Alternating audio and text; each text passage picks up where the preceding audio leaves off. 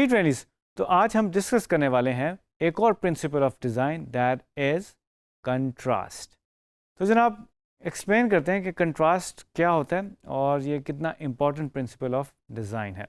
So contrast in graphic design is the difference between two or more elements in one composition. The greater the difference, easier it is for the particular aspect to stand out. Well, बात करते हैं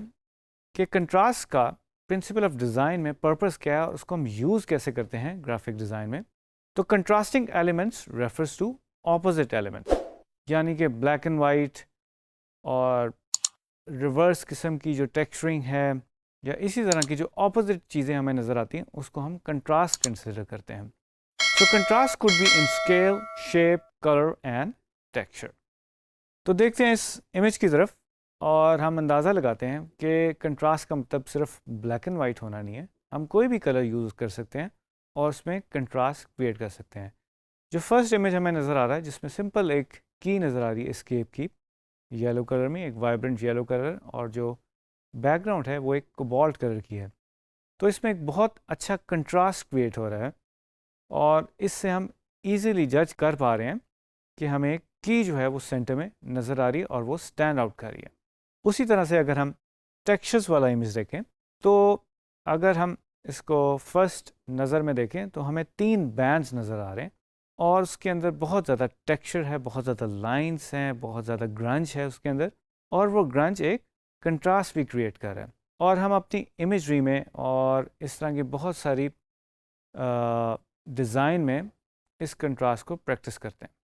well, इस image को देखते हैं, इसमें भी आप देख सकते हैं एक ज़ैग किस्म की हमें एक फील नज़र आ रही है और नीचे से एक लाइन कंटिन्यू हो रही है और ब्लैक एंड वाइट में हमें एक फॉर्म क्रिएट होती हुई नज़र आ रही है जो कि एक स्पेशल किस्म का कंट्रास्ट क्रिएट कर रही है और एकदम से एक शार्प सी हमें एजेस नज़र आ रही हैं।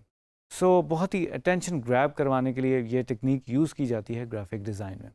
तो उसके साथ ही एक पोस्टर देख लेते हैं और उसमें भी देख सकते हैं एक कंट्रास्टिंग कलर यूज़ किए गए हैं। ब्लैक के अंदर बेसिकली जो सब्जेक्ट है उसको रेंडर किया हुआ है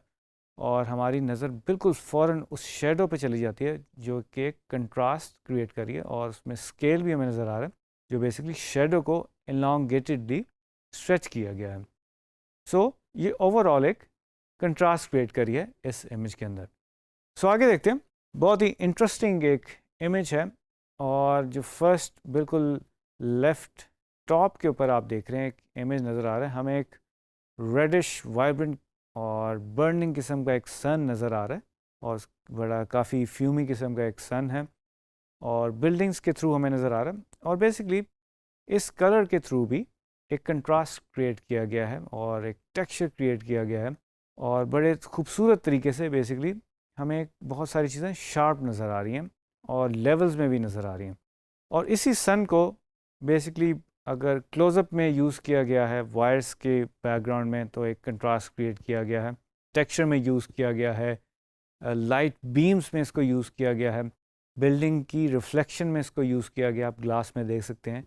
सन की एक आउटलाइन बन रही है उसको यूज़ किया गया है और इसी तरह शेडोज़ में भी उस कंट्रास्ट को यूज़ किया गया, जैसे कि आप स्टेयर केस जो हमें नज़र आ रही है जो ऊपर जाती हुई नज़र आ रही है उसमें भी इसको क्रिएट किया गया।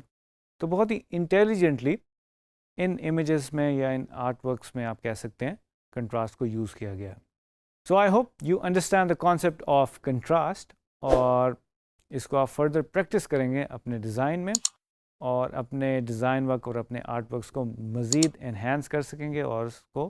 कंट्रास्टिंग लुक दे सकेंगे। तो मिलते हैं नेक्स्ट वीडियो में एक नए टॉपिक के साथ।